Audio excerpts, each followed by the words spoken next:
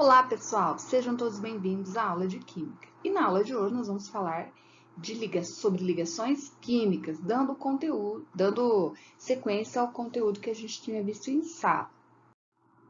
Então, ligações químicas, basicamente falando, corresponde à força atrativa que une dois ou mais, que mantém dois ou mais átomos unidos.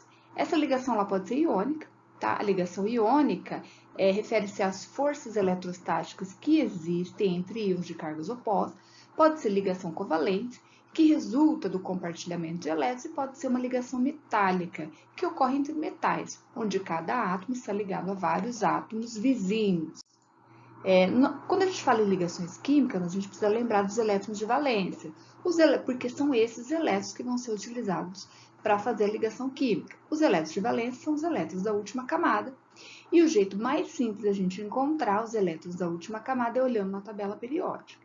Então, o enxofre ele tem 6 elétrons, porque ele está na família 16. Então, você vai colocar os elétrons em volta dele. Se ele está na família 16, ele tem 6 elétrons.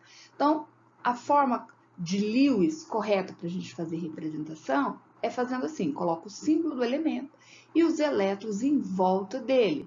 Então, nós colocamos pares de elétrons ao redor de cada lado do elemento. Então, aqui, ó, a gente colocou 2 elétrons embaixo e 1 elétron em cada lado, tá? Totalizando 6 elétrons. Se eu fosse fazer do flúor, por exemplo, que tem 7 elétrons, eu colocaria 2 elétrons aqui, 2 aqui, mais 2 aqui, 6, e mais 1 aqui, 7. Ou 2 aqui e 1 aqui, tá? Aí você que escolhe o lado onde você vai deixar um elétron apenas.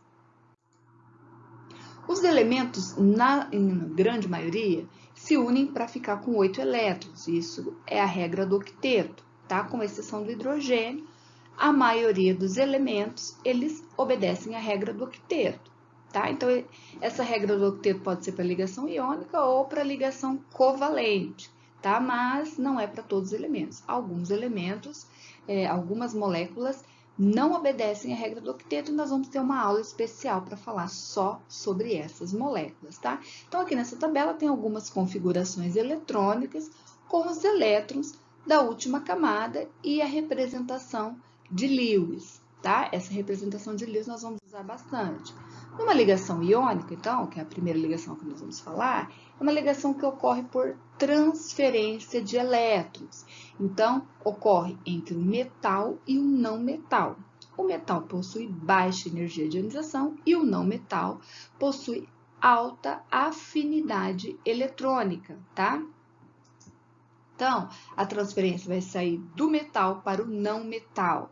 Então, o metal vai doar elétrons para o não metal. Metal doa elétrons para o não metal. Então, gerando uma carga positiva aqui no sódio e uma carga negativa aqui no cloro. Então, gerou 2 íons. Esses íons com cargas opostas possuem atração eletrostática e formam, então, o composto iônico.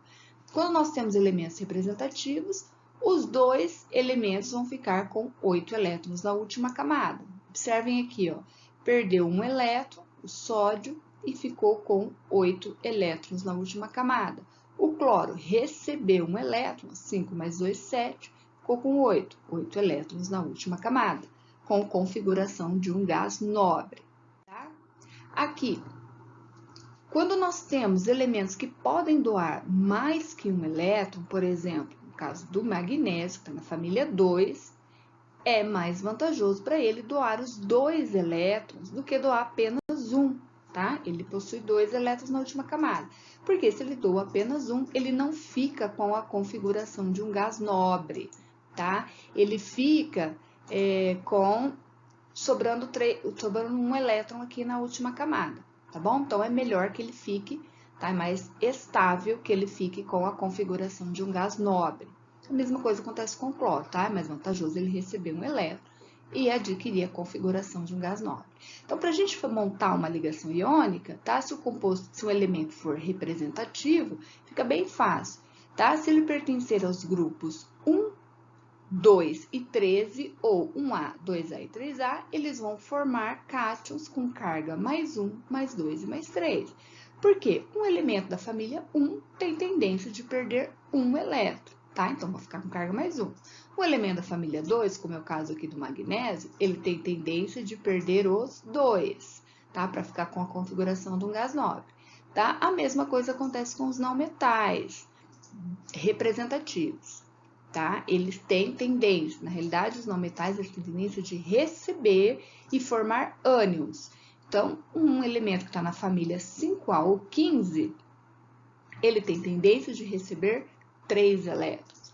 Um elemento que está na família 16 ou 6, ele tem tendência de receber 2, tá? Então, e um elemento da família 17 ou 7 tem tendência de receber 1. Então, adquirindo cargas menos 3, menos 2 e menos 1, respectivamente. Certo? Agora, os elementos do grupo 4A, ou seja, da família 4A, são raros de formar compostos iônicos, tá? Então, nessa família, os que são metálicos são o estanho e o chumbo, que apresentam carga mais 2. Os metais de transição não ficam com a configuração de um gás nobre. Então, percebam a prata aqui. Se ela perde um elétron, ela fica com o criptônio 4d10. Então, ela não fica com o cerne de um gás nobre, tá? Assim acontece com os metais de transição. Os representativos vão ficar com o cerne de um gás nobre. Então, aqui, a mesma coisa acontece com os metais do grupo 1B. O cobre, a prata e o ouro, por exemplo, tá? Eles não vão ficar com a configuração de um gás nobre, porque ele tem um orbital D totalmente preenchido, ou semi-preenchido, né? Uma ligação química que a maioria das substâncias fazem é a ligação covalente. Então, a ligação covalente, ela apresenta baixo ponto de fusão, tá? A maioria delas, e elas podem ser líquidas, sólidas ou gasosas. Os compostos iônicos, eles são sólidos, apresentam alto ponto de fusão e conduzem corrente elétrica no estado líquido ou aquoso. Já a covalente, ela pode se apresentar nos 3 estados físicos e possui geralmente, na maioria das vezes, baixo ponto de fusão, tá? E o modelo é diferente. O modelo não é por transferência de elétrons, e sim por compartilhamento de elétrons. Então, observem aqui, nós temos o cloro, tá? Um elemento da família 7, com outro cloro. Então, o cloro não tem tendência de doar elétrons, tá? Tem tendência de receber. Então, ele com ele mesmo, os dois têm tendência de receber. Então, nenhum vai doar elétron para o outro, tá? Por ligação iônica, porque senão eles vão ficar altamente instáveis. O que eles vão fazer? Eles vão compartilhar elétrons. E esse compartilhamento que nós aprendemos lá no ensino médio, ele é representado por um tracinho, tá? Então, cada compartilhamento é um tracinho. Aqui o flúor está na família 7, ele tem tendência de fazer uma ligação, que falta 1 para 8, tá? E o hidrogênio faz 2 ligações. Faz uma ligação, perdão. Ele tem um elétron, vai ficar com 2 elétrons na última camada. O oxigênio está na família 16 e, portanto, faz 2 ligações, tá? Tem 6 elétrons na última camada. O nitrogênio está na família 15, tem 5 elétrons, falta 3 para 8, então vai fazer 3 ligações. E o carbono, como a gente viu, está na família 4, então ele faz 4 ligações. Lembrando que cada hidrogênio faz apenas uma ligação, tá? E ele fica com 2 elétrons na última camada. Os elementos podem ainda fazer ligações múltiplas, tá? O que seriam essas ligações múltiplas?